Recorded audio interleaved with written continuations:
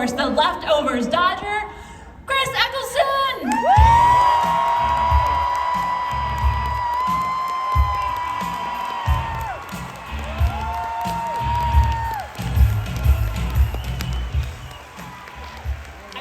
I want to point out this dog to you so you know why I got so distracted. Oh, hello. I can't. What's his question? I would love to know his or her name. K9. Now that has to be it. Yeah, perfect. Oh. Okay, gotta focus. Focus on the panel, not the cute dog. Oh, you can all see? Okay, good. Hi. Hi. I get distracted by adorable animals. I can't help it. You know, I know we're here to talk about Doctor Who, but your character in Doctor Who, the Ninth Doctor, has a connection to Charles Dickens, and that was one of his favorite authors. And you're in a show inspired by a story by Charles Dickens, Dodger. So tell us about playing Fagin in this adaptation. Yeah, last year BBC and NBC commissioned us to make an origin story for the character, the Artful Dodger from Charles Dickens's Oliver. And I played Fagin. And we're doing the second series at the moment, and this time yesterday, I was in Bristol in the UK. Yeah. That's what I said, I was like, oh. Playing Fagin. I wrapped the job at 6 p.m. UK time, drove to London, got home at 10 p.m, slept for a few hours, and then got on the plane and arrived here about 2 hours ago. Wow. Yeah. Right, yeah, that respect to you, sir.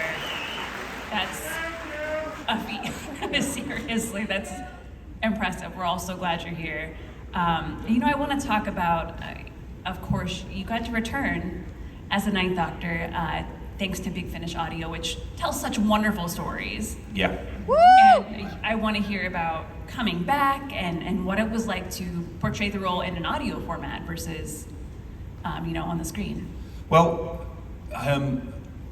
it's the quality of the writing. A lot of the adventures I've done for Big Finish, and I'm about to start a new batch in September. Yeah. We're going to start recording through September, and then we're going to do some more in December.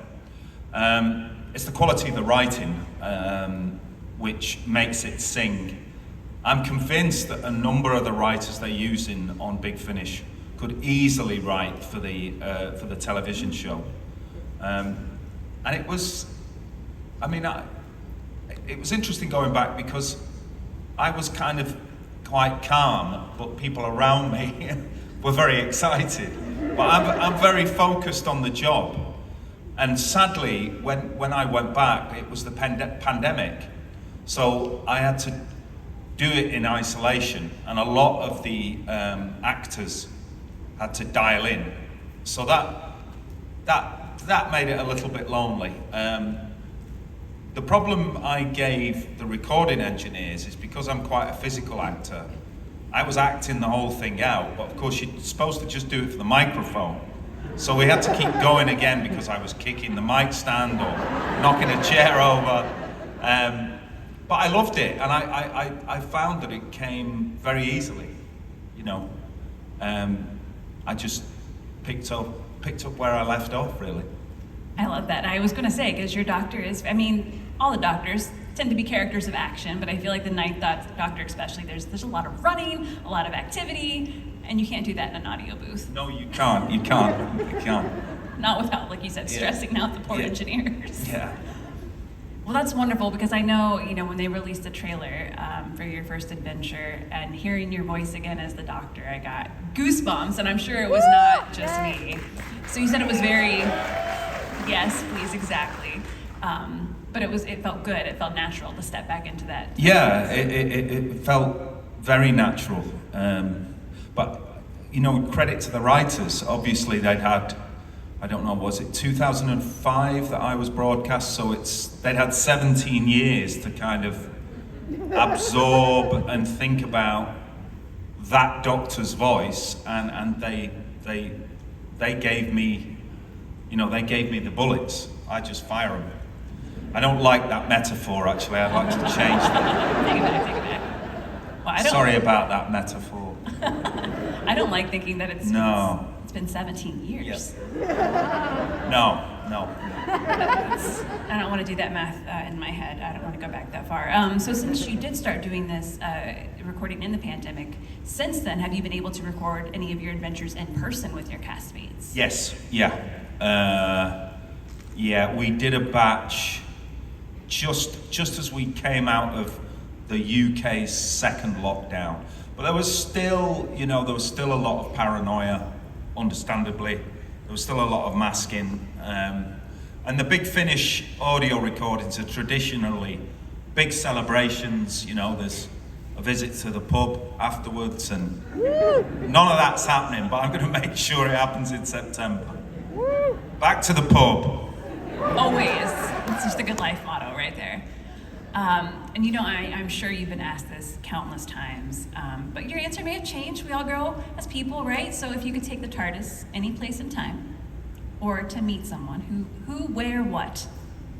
I always get very emotional when I'm asked this question, because always for me, I want to go back to the Salford in Lancashire, the UK, of say 1929, which was the year that my dad was born, and 1932. And that's what I loved about the episode when Rose, what was it called? When Rose meets her father. Father's Day. Yeah. I found that so emotional. And I would love to see my mum and dad as children. And I'd love to see the environment, the social and cultural influences that made them, that in turn made me. My mum was 90 this year.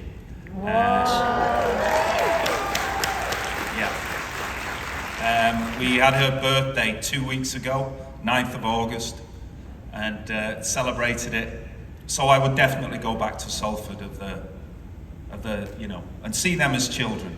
I love that, and I like seeing, so much of who we are is, right, our circumstances, where we grow up, what's going on in the world at the time, so. The other place I would love, there's this huge debate about who wrote Shakespeare's plays.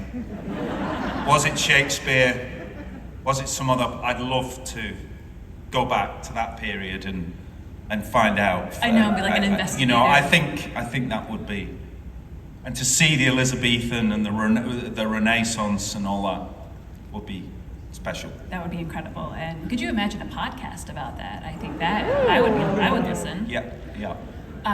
So I'm going to ask one more question, and then it's up to y'all. And I want you, Atomic Blonde already pointed out there are microphones in each aisle, one question each. And I want to say, let's, keep it positive. We know why Chris left Doctor Who. We know the 60th is coming up. So let's not focus on those things. Let's focus on his incredible time as the Doctor. And starting with when you were approached to be the Ninth Doctor and bring back this iconic franchise for the modern era, how did that feel?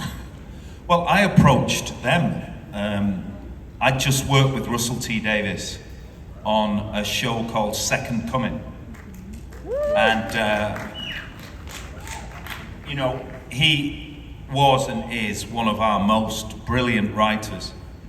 And I was really fascinated as to why Russell, who with Queer as Folk and Second Coming, had dealt, albeit with a light touch, with some very heavyweight subjects.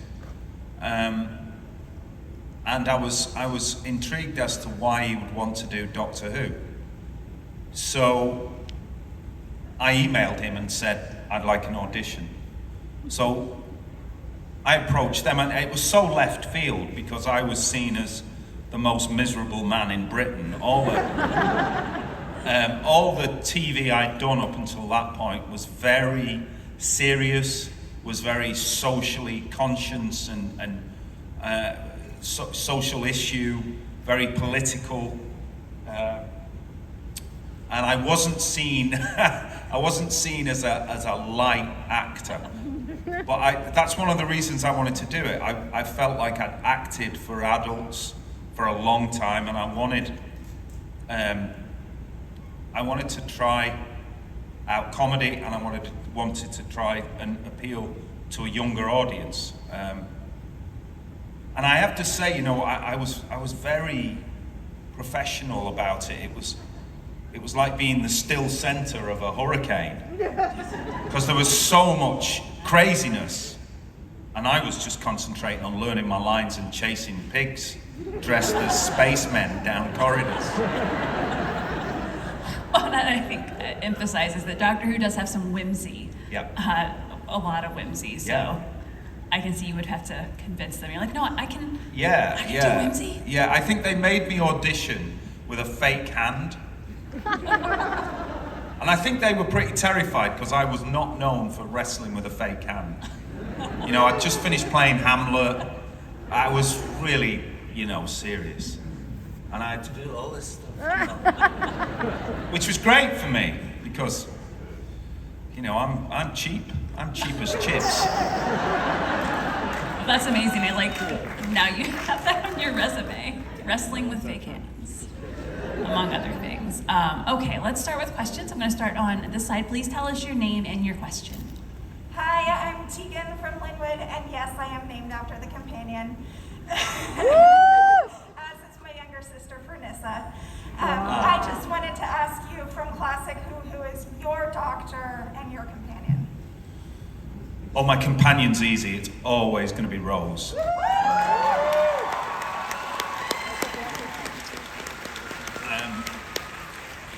People talk about me bringing it back, but it was me and Billy that brought it back.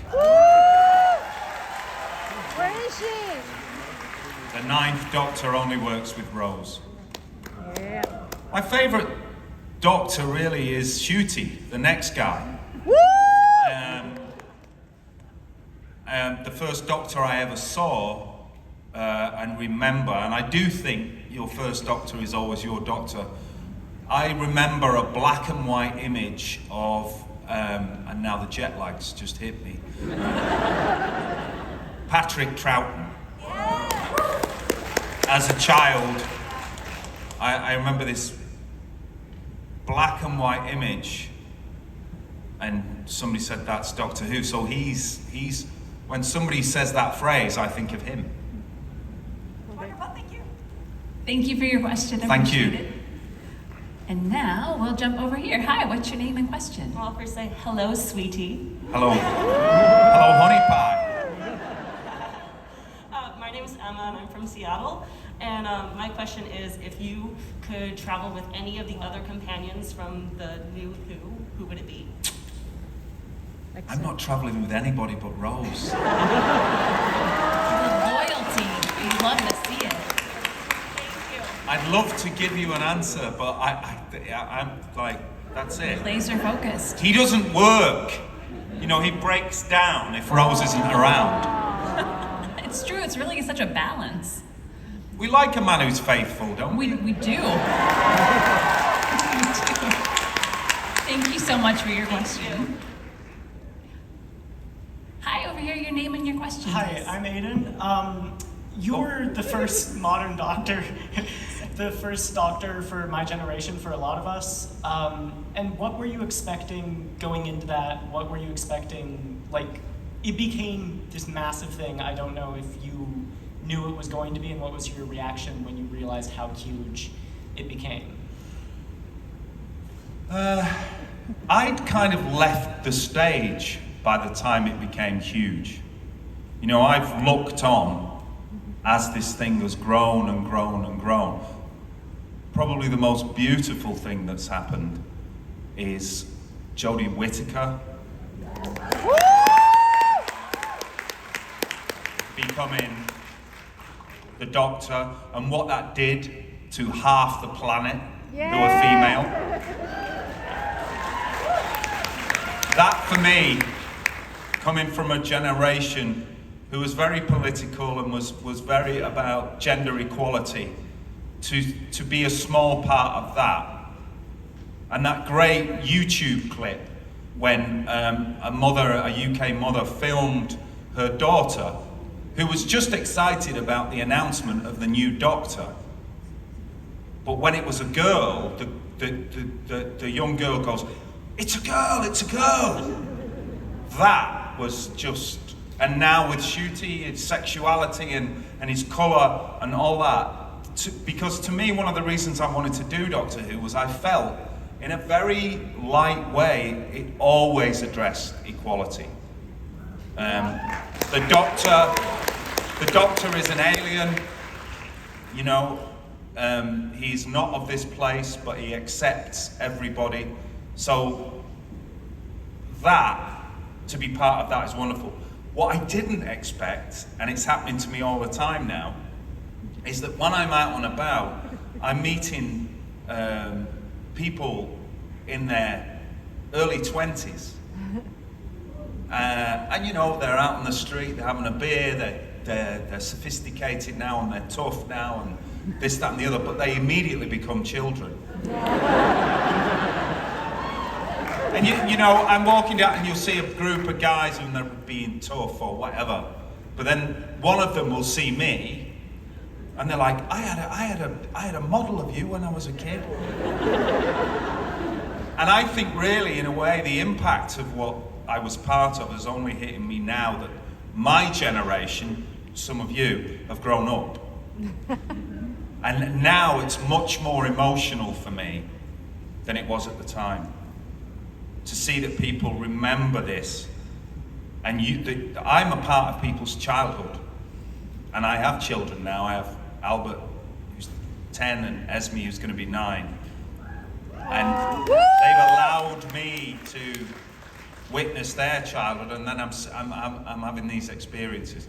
So I think what happens is you appreciate it more and more as you get older, and I'm very old. Thank you so much for your question. Thank you so much. Thank you. And now we'll go back over here. Hi, what's your name and question? Hi, I'm Jana. I'm from Seattle. Hi. I have a comment and a question. My comment is, you talk about Doctor Who being a very light character, but as I watched your season, what I saw was a character who was dealing with PTSD and overcoming grief. So that was a pretty dramatic role, even if it was light, and I adored that. You will be my doctor forever. Oh, My question isn't about Doctor Who, though. My question is, what was it like playing John Lennon, and how did you prepare for the role? Oh, well. Big Beatles fan here, so I had to Yeah. ask. There's my touchstone. There's an interview that John gave with Jan Wenner of the Rolling Stones, where he's very off the record, and I listened to that time and time and time again, To try and get his rhythms, you know, and to try and understand the way he spoke. There's so much out there, you know. I just watched everything, absorbed everything, but then you have to accept that actually the writer of Lennon Naked, the thing I did was a guy called, oh God, jet lag again. I hate Robert Jones. And you have to accept that this is Robert's take on John Lennon. So it's kind of a piece of performance art, but it terrified me to play John Lennon. And that's why I did it. I try and do things that I think are impossible. You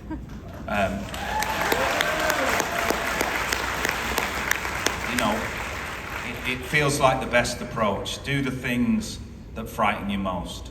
That's how you learn and grow. Pardon? That's how you learn and you grow by doing the things. Yeah. Thank you. Also, I hope you've watched the Beatles documentary on Disney Plus. It's so good. Oh, yeah. Thank you so much. Thank you. Thank you. And now we'll go back over here. Please tell us your name and your question. Hello, my name's Serenity. I'm hard of hearing and my speech might be a little muddled. But my question is, I really appreciated your work in the A word with autism and flesh and blood with learning disabilities. As someone who's disabled myself, I'm wondering what draws you to those roles, and also if you could work and learn with another type of disability in the future. Is there one that you would like to learn more about and be more interested in learning? Thank you, and thank you for mentioning Flesh and Blood, which is a personal favourite of mine. I think, coming from a working class background, blue collar as you call it in the States, I always felt that art, and television, film comes under the umbrella of art, was about giving a voice to those that don't have a voice. So, people on the spectrum, people with learning disability, are obviously included in that. So it was very natural for me to be drawn to projects like that. To me, that's what art is about. It's about hearing a perspective that we do not hear a lot, which is again why I love what's happened with Doctor Who. The response I've had to the A word is incredible. I mean, as great as the response to Doctor Who, strangely, because wherever I go, in any country, people stop me and say, I love the A word. My son, my daughter, my grandchild, my nephew, my niece, my best friend is on the spectrum.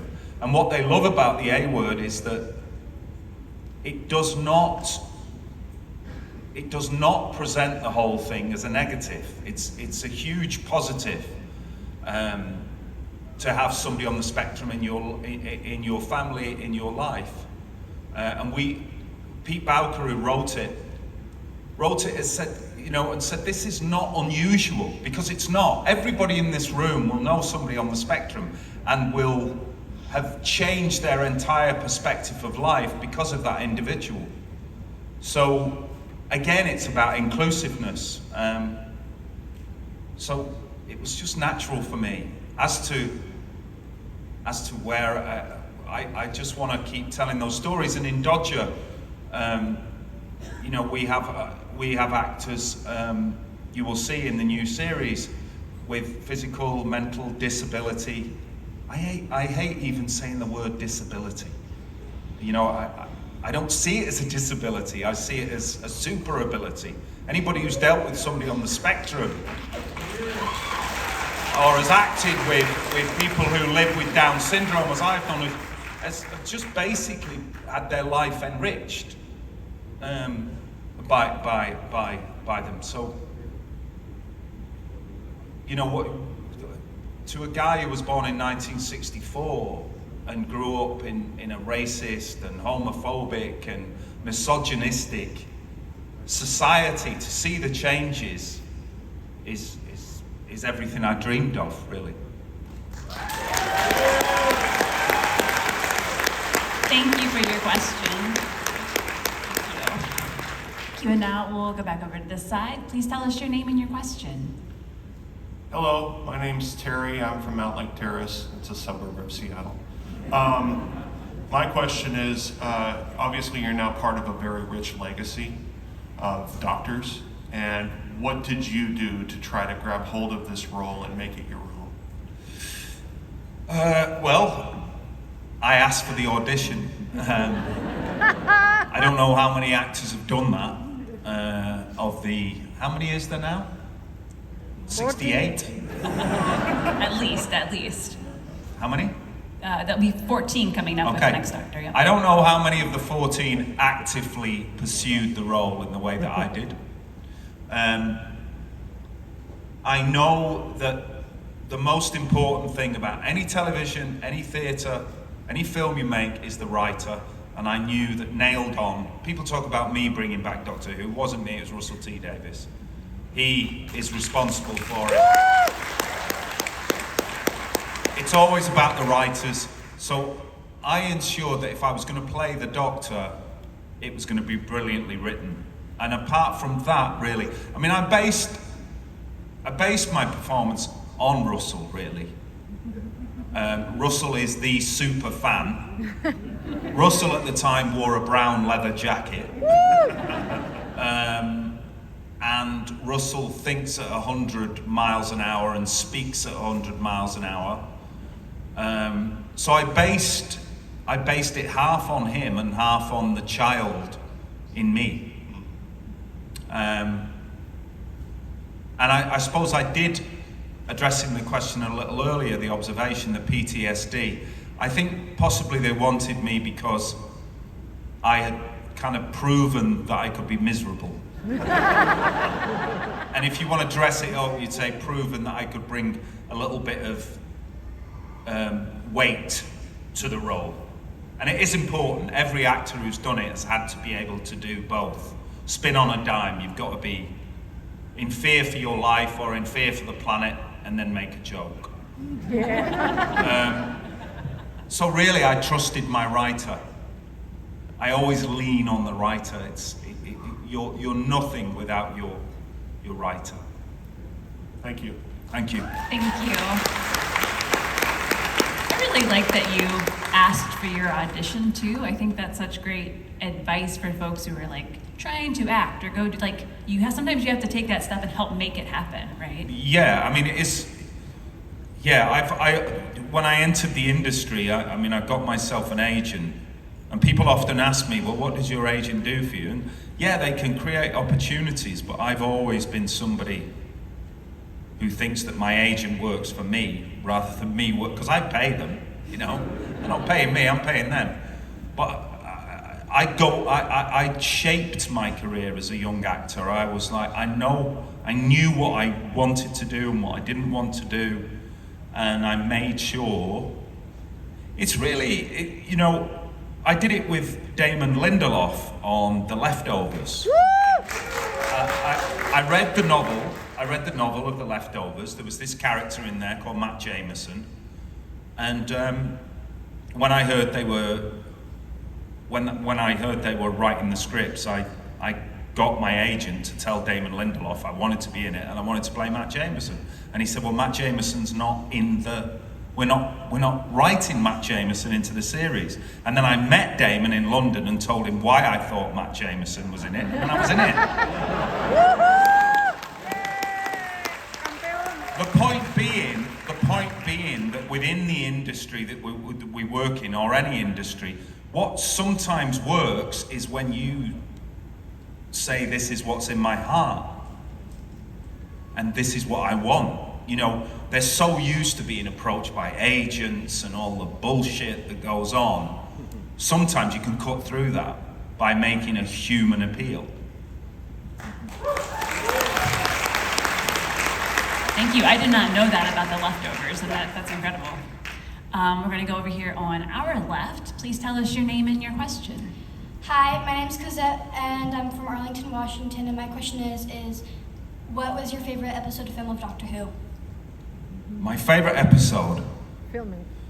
Well, the best one I've ever seen is The Unearthly Child, the first ever episode, which is in black and white, and was broadcast in 1963. And there's something about the black and white and the brilliance of those two performances. The Doctor and the young woman who plays the first assistant. And they're very equal at the time. There was none of the running around in bikinis that kind of started to happen.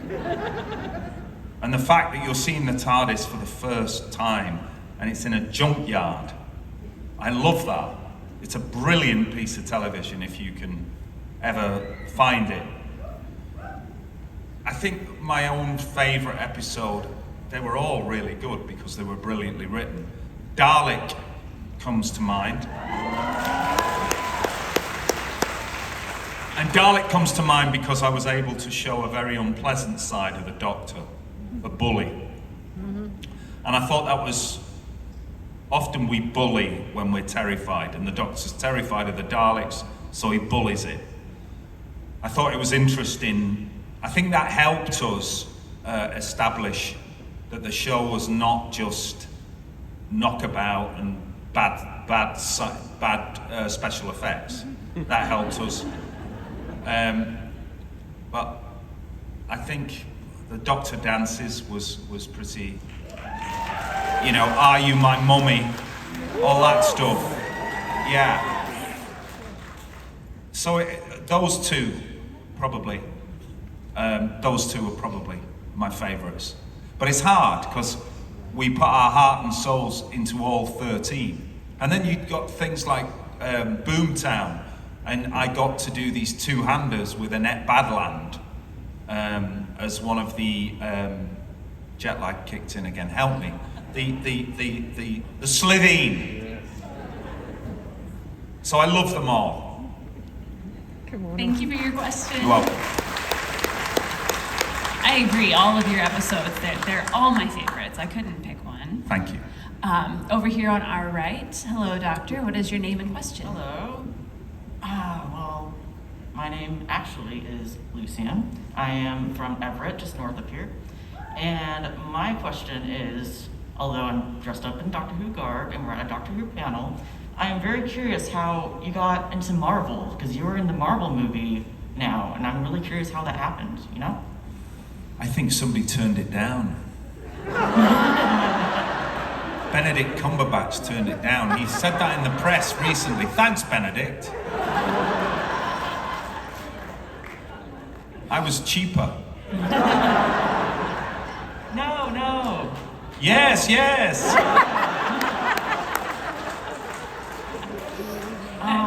Thank you for your question. And Did you at least have fun? No. Also, really, I wish Benedict would have done it. I was in makeup for 6 hours every day. And then nobody knew I was in it anyway. I couldn't speak. I couldn't act. Well, Yeah. Sorry, Marvel don't do great with their villains, do they? Come on, let's be honest.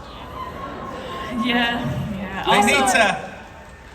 I loved working with your man though, with Thor, Chris. He was great fun. Yeah. And I got to act with Anthony Hopkins, who's my all-time hero. Oh, yes. One of my top too.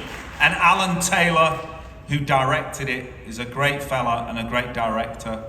Did lots of the original Game of Thrones, Alan Taylor. He's a great director. But we were, you know, the script was not great. And I think everybody knows that. It's not the strongest. It's not the strongest of the Thor films, it's not. And you don't want me to come here and be showbiz, do you? Do you? Go! I'm the 9th Doctor, I don't do that. Yeah!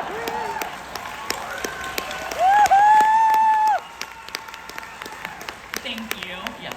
And you are also my first Doctor, so lovely meeting you. Well, don't come as Tennant ever again. I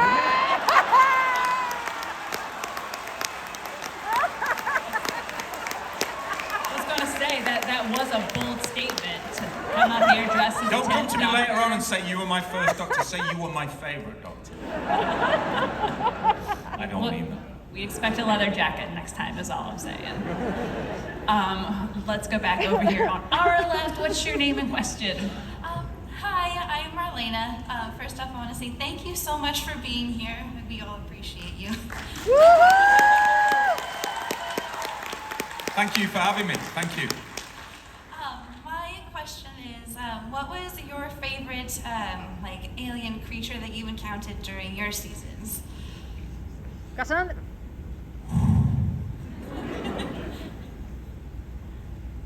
Those kids were terrifying. I think it's really interesting within the show that you just. Actually, I'm looking at you with a mask now, and I'm thinking, you know, the gas masks, and then COVID. It's interesting, isn't it? An interesting parallel. What happened to us during COVID? Suddenly, we were not getting the same visual signals, were we, from each other in stores and shops and things, and it was terrifying. And that's what the gas masks did to those children. They were children, basically. But you stick that gas mask on.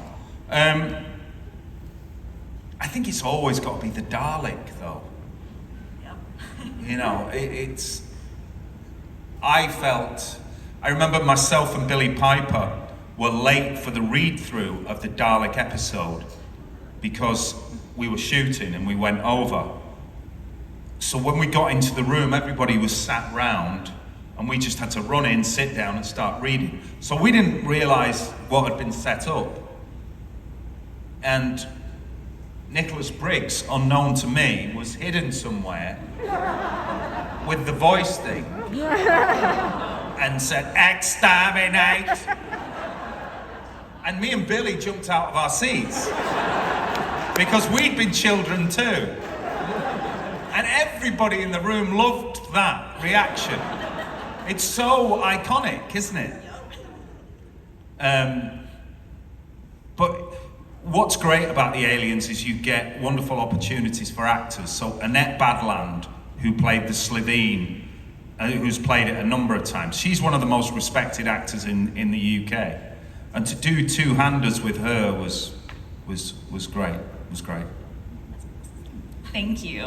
Thank you.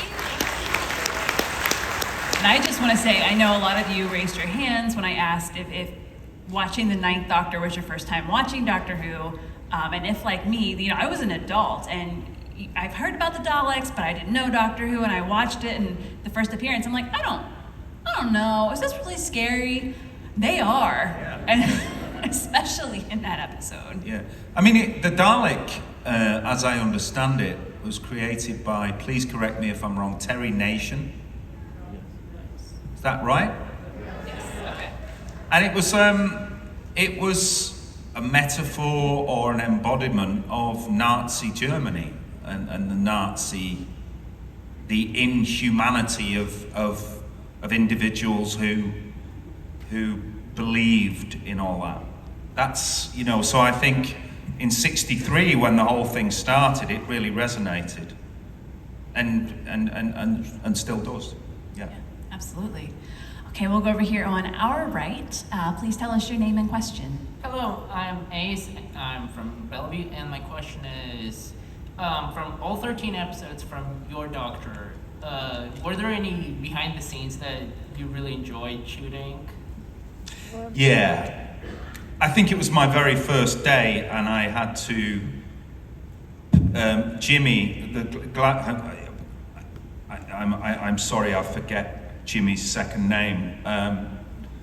Jimmy, who's a Glaswegian, played a pig dressed in a spacesuit. And I had to chase him down the corridor, and I thought, I'm not playing Hamlet anymore. That is my fondest memory. Thank you. Thank you. Hi, over here on our left. What's your name and question? Hello, my name is Kyle. I'm born and raised Washington.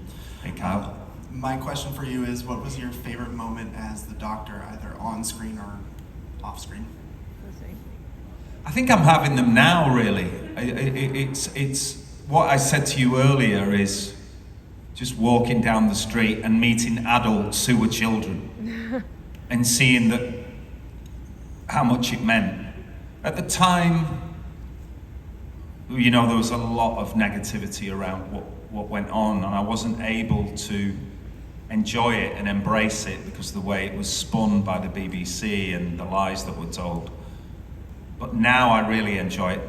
The conventions, I didn't come to conventions for 15 years for various reasons, and I really enjoy them.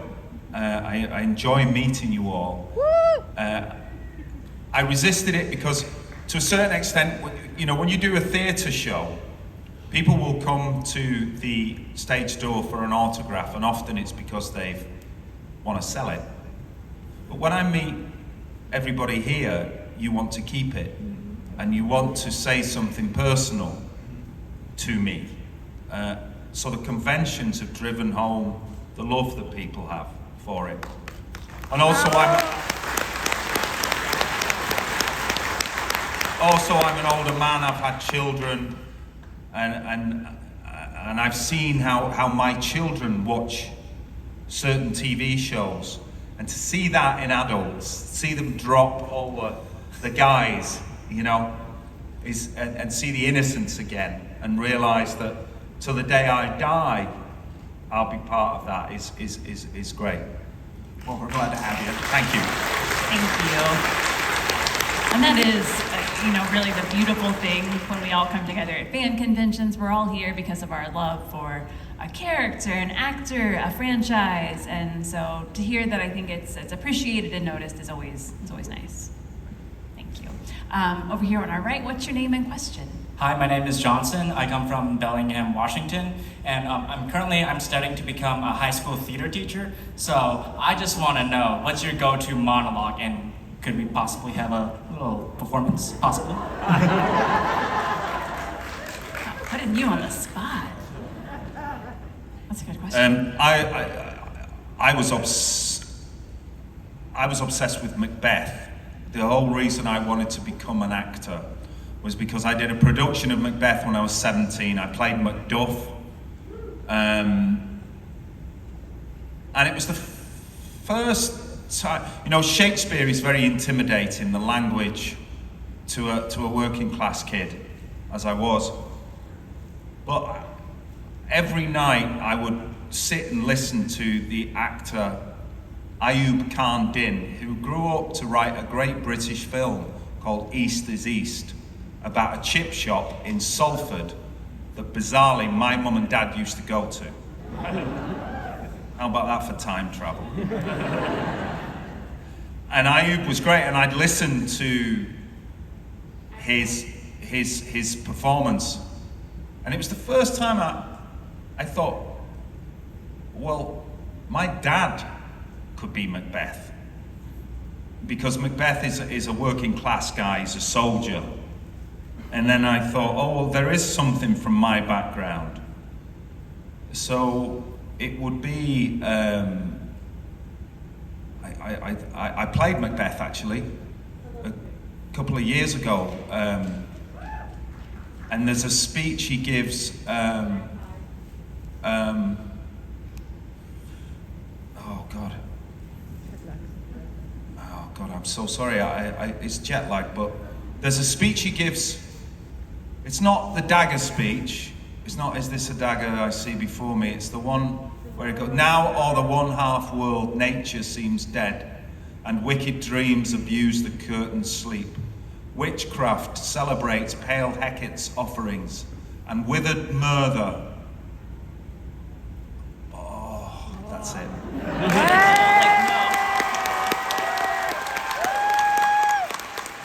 But it's that speech. Now, the one half world nature seems dead.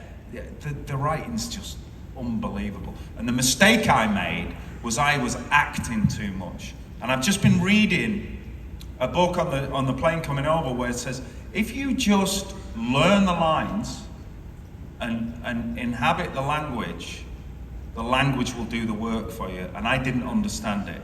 I thought I had to show I understand the psychology of the character. Look at how clever I am. I'd love to go back to that role and just do it without all the acting. Thank you so much. Thank you. Hi, over here on our left. What's your name and your question? I am Chelsea. I'm actually named after the town in England. My mom is a Scouser. Oh. Yes. Well, I'm from Salford and I'm a Manchester United fan, so you just mentioned two things. I know. Chelsea, Scousers, Liverpool. I know. This better be a good question. I know. So I am actually a big fan of your book. I read it cover to cover. So I want to know the process in that. How difficult was it to write and put all of your stuff out there for everyone to read? Yes, I wrote this book. People might not know about it. It didn't sell that many copies. Oh no. It's okay. I read it and I told everybody about it. Well, thank you. Called I Love the Bones of You, which came from an article I wrote about my experience of my beautiful dad's dementia. And I was approached to do a book, and I ended up talking about my relationship with my dad, about masculinity, about his dementia. And then I wrote about my own mental health issues around, it's interesting that I find it hard to say, around anorexia and body dysmorphia. I wrote about that, and I also wrote about a severe clinical depression I experienced in 2016 as a result of my divorce and being separated from my beautiful children. And I'm very glad I did it, because if you suffer from any of those things, if you have a breakdown, if you have an eating disorder, the worst thing about it is the shame, actually. It's one thing suffering, but it's especially if you're supposed to, you're from a working class background, you're male, you're not supposed to be vulnerable. So it was great, actually, to get the burden of shame. I'm not ashamed of any of those things that I went through anymore. So that's good.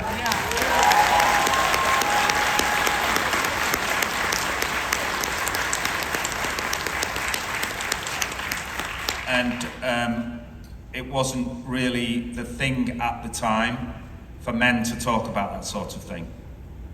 So, but I did find publicising it very difficult.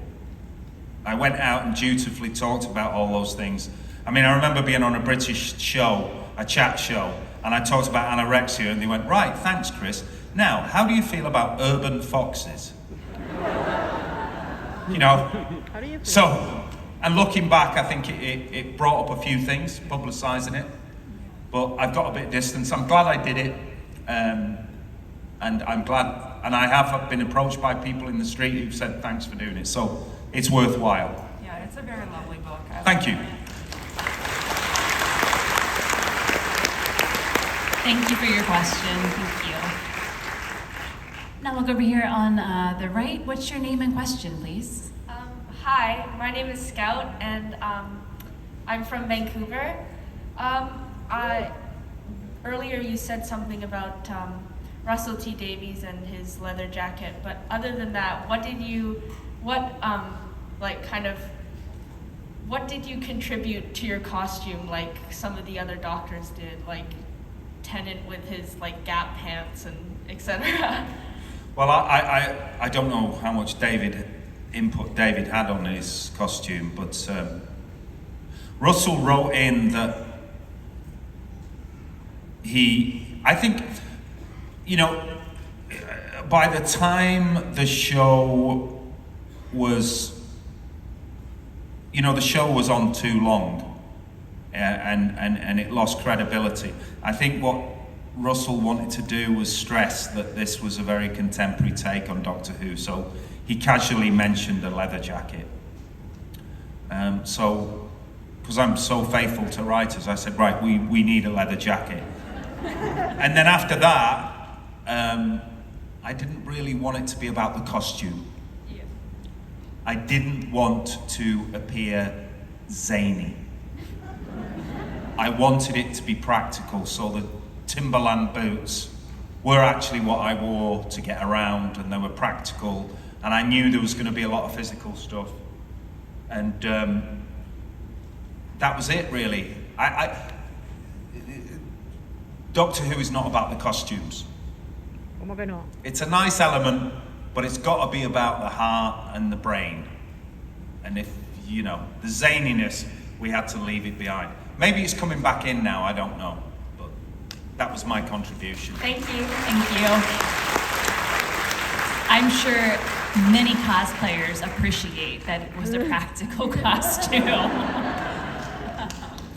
Over here on the left, what's your name and question? Yes, my name is Thomas. I'm here from Seattle. PBS was how we saw Doctor Who here in America.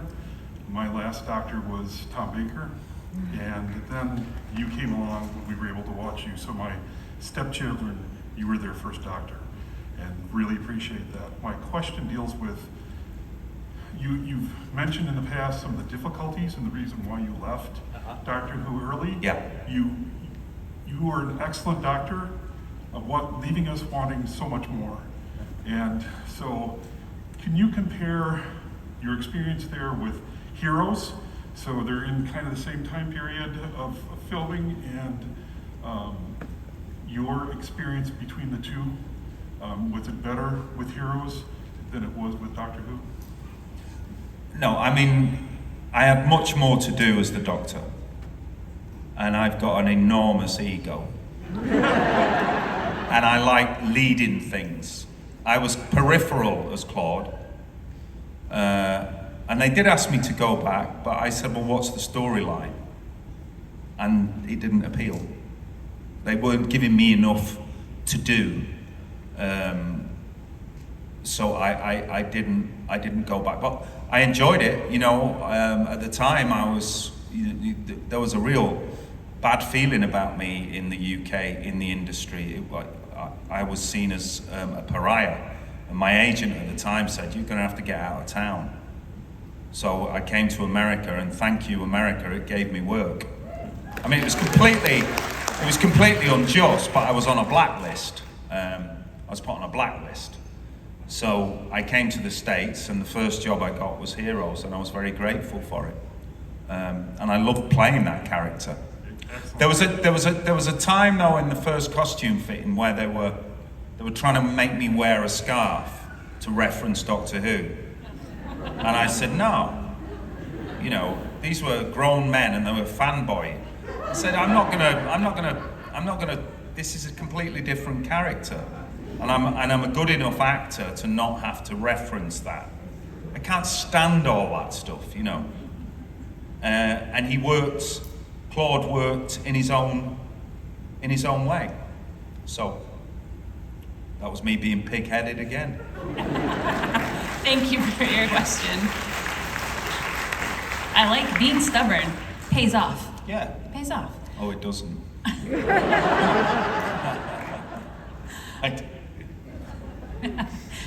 Over here on the right, please tell us your name and question. Hi, in character, my name is Bill. I'm from the fictional town of Gravity Falls. I'm Luna. I'm from Everett. And yeah, sorry, I'm like really nervous. As you were mentioning, the mental health thing is related. Like I have PTSD, anxiety, all that stuff. But I just wanted, like, my first comment, I just wanted to say, as many of the people here who grew up watching Doctor Who, when I got into Doctor Who, I was going through a really rough time with like my mental health. I was depressed. Yeah, a lot of, sorry, I'm trying like not to cry right now. That's okay.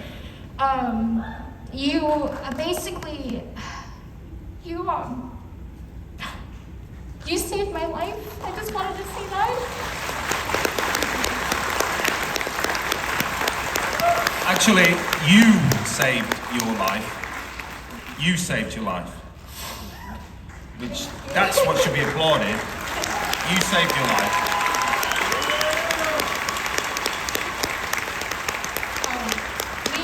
You mean a lot to me. Just the quirkiness and just your energy of how you played the Doctor was like, just kind of a light in my life, and I was like, I just love him. Thank you. So my question is, I know that you've been in like many other things like Dark World, and 28 Days Later. Great character, by the way. Hated it, but great character. If your Doctor, if the Ninth Doctor, were to meet any of the characters that you have played, who do you think he would get along the most with? Oh, I think he'd love John Lennon. I'd love to see that. Oh, it's where's your blue box, mate? Probably. Yeah, I think, John Lennon, that'd be great, wouldn't it? Yeah. The Doctor and Lennon. Charles Dickens, John Lennon. Yeah. Yeah. I'll go for John, I think I'm trying to, Yeah, he'd kick Malekith's ass. Probably, yes. 100%. Yeah. Again, thank you, and I just want to say, I don't think no one has said it yet, but I just want to say you are, of course, fantastic. Thank you. Thank you. I think we have time for 2 more quick questions. So we'll go over here to the left to the TARDIS. Tell us your name and question. Hi, my name is Margot. I'm from Seattle.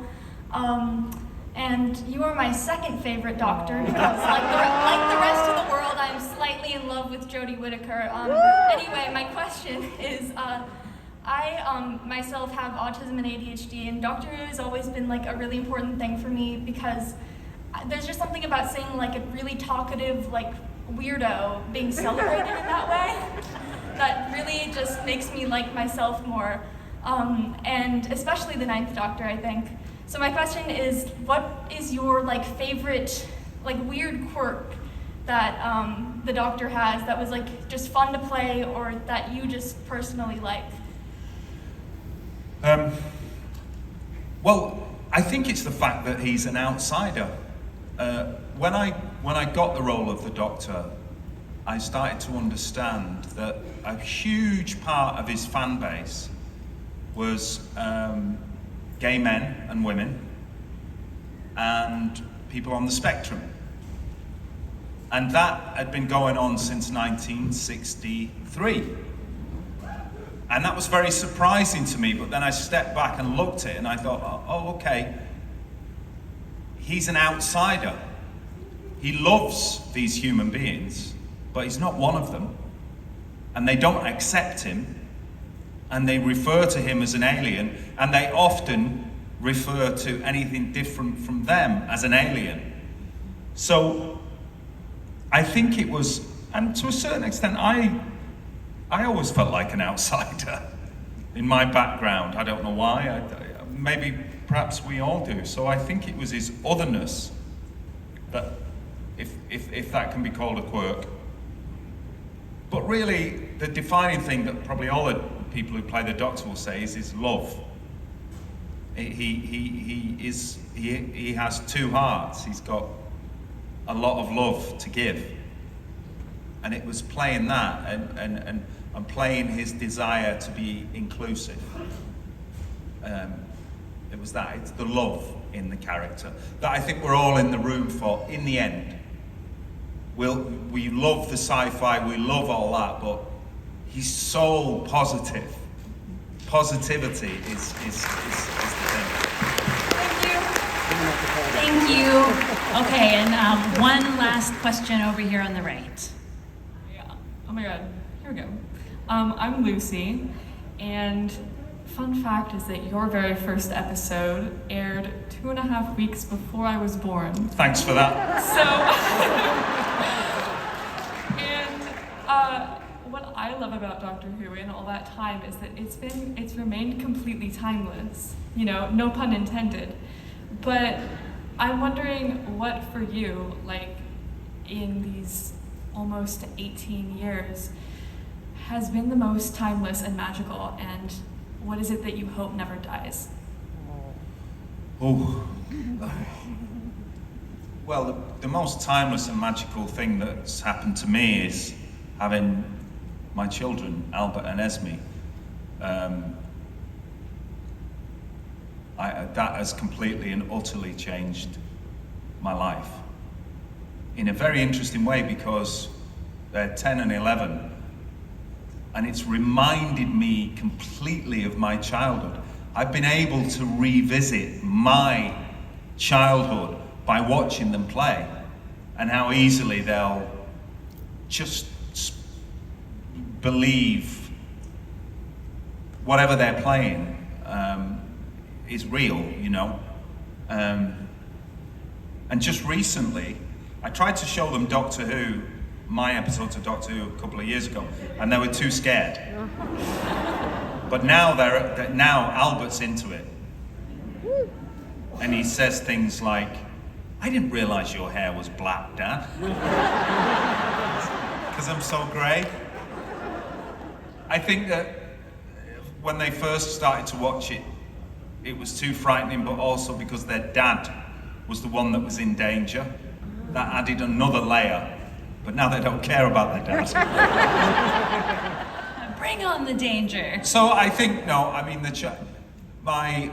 my children was the big thing, and my mum, watching my mum age, she's 90, with so much grace and positivity and independence. Losing my dad, watching my dad's deterioration to dementia was very, very hard and humbling, and a note to self about how precious life is. So much has gone on in the period since I finished it. And actually my dad was poorly while I was... One of the reasons I'm so wound up when I attacked the Dalek is I'd left the hospital where my dad had been struggling, and I went back to the set and took it out on the Dalek. Thank you so much for your Thank question. you. And thank you all for attending. Thank you all for your questions. Please give it up for Christopher.